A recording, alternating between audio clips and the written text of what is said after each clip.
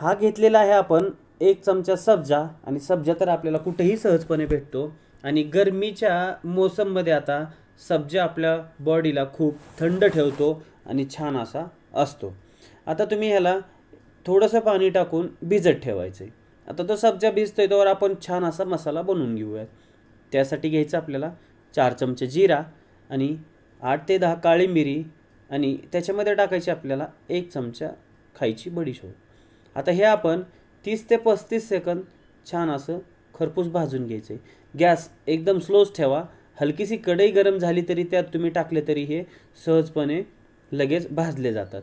आता जिरं हे बघा 30 ते 35 सेकंदात छान असं भाजलं जातं. कंटिन्यू हलवत राहा, आणि तुम्ही गॅस बंद केला तरी हलवत राहा, नाहीतर ते एक साईडला करपून जातील आणि जो आपण हा मसाला बनवणार आहोत त्याचा करपट असा वास येईल. आता बघा 30 ते 35 सेकंदात हे झालेलं आहे आपलं फ्राय. आता ही घेतलेली आहे मी पाव किलो खडी साखर, आणि खडी साखर पण तुम्ही कुठेही कोणालाही कुठल्याही डॉक्टरला विचारलं तर थंडीमध्ये गरमीमध्ये शरीराला खूप थंड ठेवण्याचं काम ही खडी साखर करत असते. साधी साखर आणि खडी साखरमध्ये भरपूर फरक आहे. आता आपण हिला पाव किलो खडी साखर घेतलेली आहे, ती 1 वाटी भरून तिला आपण पाऊण वाटी पाणी टाकून तिकडं गरम करायला ठेवलं आहे. आता इकडं मसाला पण आपण मिक्सरमध्ये बारीक करून घेतलेला आहे, आणि ही खडी साखर बघा, पाव किलो खडी साखर ती वाटी भरली होती फुल, त्याच्यामध्ये तुम्ही पाऊण वाटी किंवा 1 वाटीही पाणी टाकू शकता. 1 वाटीपेक्षा जास्त टाकायचं नाही. आता खडी साखर वितळलेली आहे, आणि खडी साखर वितळल्यानंतर आपण त्यात टाकूया जे आपण मसाले बनवले होते. त्याच्यानंतर काळा मीठ, थोडंसं साधं मीठ आणि चाट मसाला. जास्त मसाले आपल्याला ह्याच्यात टाकायचे नाही. चाट मसाला, काळं मीठ आणि साधं मीठ हे 3च वस्तू टाकून आपल्याला ह्याला कंटिन्यू हलवत राहायचं आहे. आता आपल्याला ह्याच्यात टाकायचं आहे 1 लिंबूची साल घासून. लिंबूचा रस नाही टाकायचा आत्ता आपल्याला ह्याच्यामध्ये. लिंबूची साल घासून टाकल्यामुळं काय होतं, ह्याच्यामध्ये लिंबूचा फ्लेवर छान असा तयार होतो. आणि हे मिश्रण तुम्ही एकदा बनवून ठेवलं तर तुम्ही ह्याला महिना ते 2 महिने पूर्ण उन्हाळा स्टोअर करू शकता. आणि बघा ह्याला आता 1 तारी वगैरे चाचणी येऊन द्यायची नाही साखरेला.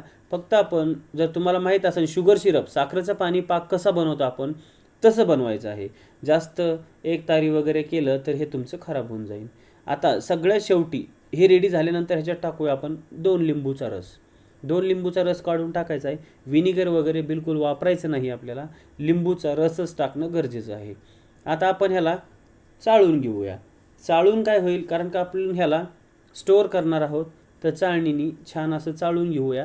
सगळं असं दाबत दाबत, थोडंसं काय साखरेचा पाक असल्यामुळं चहाच्या चाळणीमध्ये लवकर गाळला जात नाही, आणि त्यात हा मसाला असल्यामुळं अडकतो.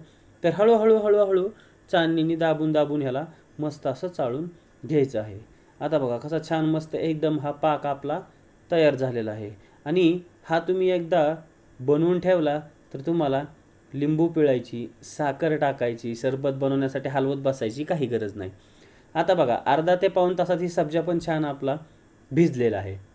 आता घेतला आपण 2 चमचा सब्जा, आणि 2 ग्लासामध्ये 2-2 चमचा सब्जा, आणि हा जो आपण बनवला होता पाक तो 2 चमचा टाकायचा आहे. तुम्हाला साखर टाकायची गरज नाही, लिंबू टाकायची गरज नाही, चाट मसाला, काळं मीठ काही टाकायची गरज नाही. अचानक पाहुणे आले तर तुम्ही इन्स्टंट म्हणजे 1 मिनिटामध्ये लगेच तुम्ही सरबत त्यांना देऊ शकता. आणि सब्जा तुम्ही एका बाटलीत पण भरून स्टोअर करू शकता. आणि हे जो पाक बनवला आहे मसाला आपण, हे पण तुम्ही एका बाटलीत स्टोअर करून ठेवू शकता. 2 ते 3 महिने ह्याला काहीच होत नाही.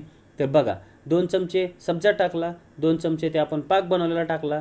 जर तुम्हाला कमी जास्त हवं असेल तर एखादा चमचा तुम्ही, जर तुम्हाला गोड हवा असेल तर प्रमाण पाकाचं वाढवू शकता. बघा झालेला आहे आपला हा मस्त जिरा सरबत तयार.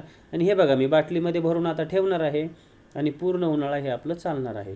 तर चला मग कशी वाटली रेसिपी नक्कीच मला कमेंटमध्ये